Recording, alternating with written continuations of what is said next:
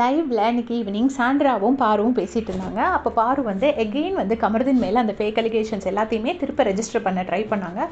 ரொம்ப மோசமாக இருந்துச்சு. இவ்வளோ தூரம் சாரி கேட்டு எல்லாமே திருப்பி திருப்பி வந்து க்ளோஷர் கொடுத்ததுக்கப்புறமும் அப்படியே போகிற போக்கில் சரி விடு, இவ்வளோ தானே, சாரி தானே, சரி வச்சுட்டு போ, இல்லைன்னு சொல்லணுமா, சரி ஓகே உன் லைஃப் என்னால் கெட வேண்டாம் போட்டும், அந்த மாதிரி சொல்கிறது ரொம்ப தப்பு. இதை தான் வந்து கமருதீன் திருப்பி திருப்பி சொல்கிறாரு.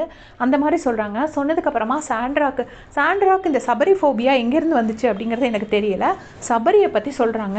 பாருடி, நமக்கெல்லாம் பிஆர் இல்லை, சபரிக்கு பிஆர் இருந்துச்சு. ஏன்னா குற்றம் உள்ள நெஞ்சு தானே குறுகுறுக்கும். சபரியை பற்றி சொன்ன உடனே அப்போ அந்த பிஆர்னு சொன்னோடனே அவன் மூஞ்சி எப்படி வெளவெளத்து போச்சு பார்த்தியா அப்படின்னு சொல்லிட்டு சொல்கிறாங்க. நிஜமாக சத்தியமாக இருக்கிறவங்களையும் இப்படி அநியாயமாக சொல்லும்போது அவங்களுக்கும் டென்ஷன் ஆக தான் செய்யும்.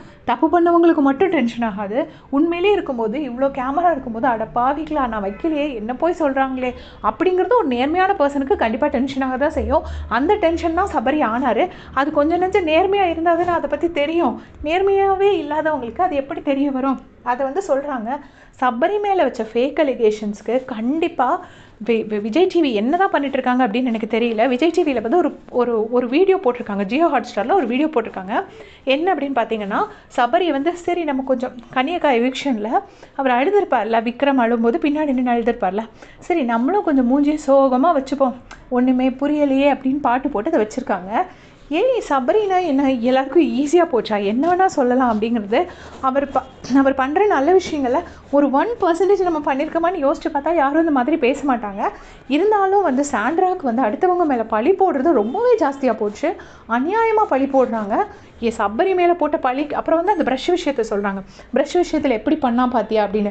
எனக்கு தெரிஞ்சு இப்போ டவுட்டே கிடையாது, அந்த ப்ரஷ்ஷை கொண்டு போய் சாண்ட்ரா தான் அந்த இடத்துல வச்சுருக்குறாங்க. அதனால தான் விஜய் சேதுபதி சார் அந்த டாபிக் அப்படியே உடச்சி ஒன்றும் இல்லாமல் ஆக்கிட்டாங்க. திருப்பி சபரி மேலே பழி போடுறாங்க. அதுக்கு அடுத்ததான் திவ்யாவை ஒன்று சொன்னாங்க. எனக்கு ஒன்று நல்லா புரிஞ்சிச்சு. நான் நேற்றிலேருந்து அவங்க பரவாயில்ல திவ்யாவுக்கு சப்போர்ட் பண்ணுறாங்க அப்படின்னு நினச்சேன்.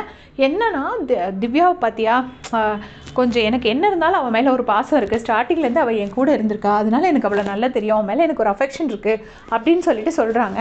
லாஸ்ட்டு சாட்டர்டே வரைக்கும் கூட இருந்து மோசமாக பிரஜன் இருந்தனால தான் என் கூட பேசிகிட்டு இருந்தா, பிரஜன் போனோடனே அப்படியே போயிட்டா அப்படின்னு சொன்னாங்க.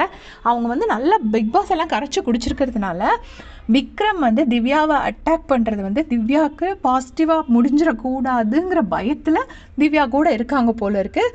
அதனால தான் வந்து திடீர்னு திவ்யா மேலே ஓவராக பாசம் இன்க்ரீஸ் ஆகி இப்படி சொல்லிட்டு இருக்காங்க. இருந்தாலும் எப்படின்னா போகிற போக்கில் அப்படியே அள்ளி தூவி விட்டுட்டு போகிறாங்க ஃபேக் அலிகேஷன்ஸை. அதையும் நிறைய பேர் நம்புகிறாங்க.